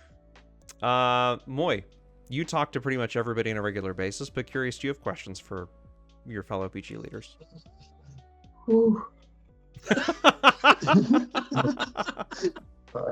Pretty much like Leegyn says. He's I overwhelmed. talked to Herorius a lot, talked to Leegyn a lot. I haven't had the opportunity to talk to Tim before this evening. I just hope Tim sticks in there and gets more and more people to follow him. I hope so too. Tim, you did a great job. Yeah, I agree with Mai. I want to go to Tim last on this because I've got other questions I want to ask Tim. Hero, what about you? Questions for Tim or for? What do you I think? have no question. Everything is okay. No questions? Okay. Tim, I got a question for you. Tell us what's on your wall next to you, just out of curiosity. I know we said we wouldn't go into it, but people are asking. It's super cool. Just really quickly, if you want to just tell us about it. Oh, yeah, sure. It's I got my Star Wars vintage collection, just hung up on the wall. They're just action figures. So Okay. yeah, it's one of my collections of many. It looks super cool. It's one of the first things I asked him when he came on this camera popped up. I was like, wow, that is super cool. Tell me what that is. That is awesome. Okay, I think that's it. There's a million questions here that the community wanted asked. There are more questions in this list we didn't get to, but maybe we'll do this another time. Keep it for the next time, then we can do another state Yeah, of the game. I think we We'll should. come with Muylae and Leegyn and Tim. Why not? Yeah, we should do another one. I made a joke earlier that there's a question why Solson wasn't invited, and the running joke, the answer was that he was currently occupying himself in Folly and couldn't make it. Not all of you will get that. Maybe some of you will. But anyway, I tried. Okay. Well, as always, I think that's it. I want to thank our guests tonight. Some of which who stayed up super late to participate and be a part of this. Thank you to Muylae so much for being a part of this stream and answering all the questions. Do you have anything that's going on that you want to plug at the moment? Your BG, perhaps. I mean, there was a need for somebody in Midgard to lead more BGs, so I stepped in. It's, what do you call it, rule .303. If you have the means to do something, then yeah, you do it. So what time and days do you usually run? Is there a fixed thing where people can jump in if they're interested in joining? I chose to run every day that Anna isn't running, so I run on Tuesday, Friday, Saturday, Sunday. I chose to start the same hours as Anna to make it extremely easy for everybody to know that any day on Midgard at 8 o'clock Central European Time, a Midgard PG starts. It's awesome. It's making it accessible and giving people a chance to get into the action if that's what they want, if that's the play style they want to engage in. Thank you so much for joining us. To Herorius, thank you for taking the time to come talk to us tonight. You're welcome, no problem. Greatly appreciate it. You can find Hero just about every day of the week. Questions, I mean, the guests, when they have some question, they can join my TeamSpeak channel as well, so no problem. I'm there. So when you have some questions, join in, ask me, or join the BG. I answer you the question. Yeah, Hero is always available. I think maybe more than anybody else. You can find him five days a week, I think, just about, right, during EU Prime time. And then occasionally in the evening times, then when I join into TeamSpeak, when you see me there, like in the Hero channel, and you have some question, come and jump in, and then we can talk about this. Whatever this is. I would encourage folks to do that, and also Hero runs a BG during the evenings, Friday and Saturday night US prime time. So you can always get on the action if you're wanting to play him. Leegyn, thank you so much for joining us tonight and staying a lot longer than I think you thought that you would. Tell us what you're up to and what your Discord, what your BG looks like. BG runs from 8 o'clock to whatever, anytime after 10 o'clock, 5 nights a week, Wednesday to Sunday. Monday, Tuesdays are usually nights I take off for people to go do PvE in 8-man. We are looking for more mids. We are the underpopulated realm on US Prime. I need some more mids over here. If you could do me a favor and pop over and help out. We need some more mids. We're getting beat up a little bit. The balance is just not there. We need more. So if you could swing over and help out, that'd be great. Sure. thanks for joining us, Leegyn. Leegyn, Lord. Not all of that was accurate. Leegyn's doing fine for numbers, but Only if a you little bit. A little bit was not accurate. Only a little bit. only a little Most of it bit. But Only a if you little bit. but if you're looking for action on mid during US prime time, Leegyn's the guy to go to. You can find him on just about any tune that begins with Lee. Sometimes sometimes with many E's, trailing E's. Only many E's is on Alb. Oh, okay, good to know. Well, then you won't find him with many good to E's know. on. Okay, Many E's is me on Alb. Yes. But thank you so much, Leegyn, for joining us tonight. I greatly appreciate it. And then of course to Tim for taking last minute, right? Tried to we wanted to. I'm really glad that you ended up coming. I'm glad that you said yes to this. You know, we were gonna ask Rescue to come on. We did ask Rescue, you couldn't. You jumped in like clutch last minute, and I'm so grateful and thankful that you came on and shared your perspective. It's really good to put a face to a name and to talk to you a little bit more. Tell us what you're up to most nights and where people can find you in the game. Yeah, so I really appreciate the invite, and it was great to, meet you guys as well. And LBG, whether it's by me or by Rescue, I think I'll be running it the rest of this week, actually. We run Wednesdays through Sundays, 8 p.m. Eastern time. And if I'm leading, I'll probably stay on until about midnight. And I don't give that many breaks, so you have to remind me. That's the. I think I have to learn to give people breaks. So, we have cookies though. So I mean that's one. You have part. cookies? Wait a second. No, What is? It's just a. Oh, Maybe we do. but You have to come to Alp. you have to come to find out, right? Cookies, Yeah. who wants some cookies?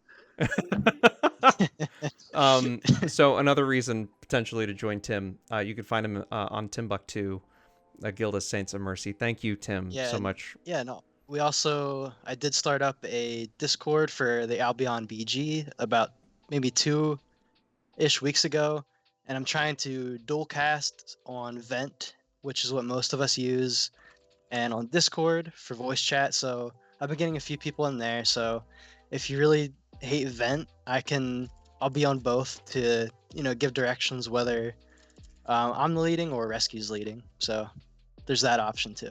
Well, thank you so much for bringing that BG into the 21st century.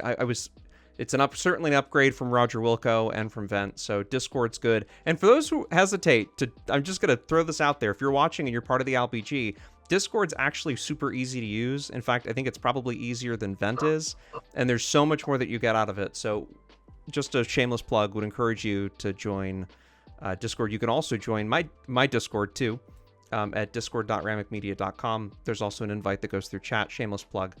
But definitely, I'm so happy that Alba's getting a Discord channel of their own.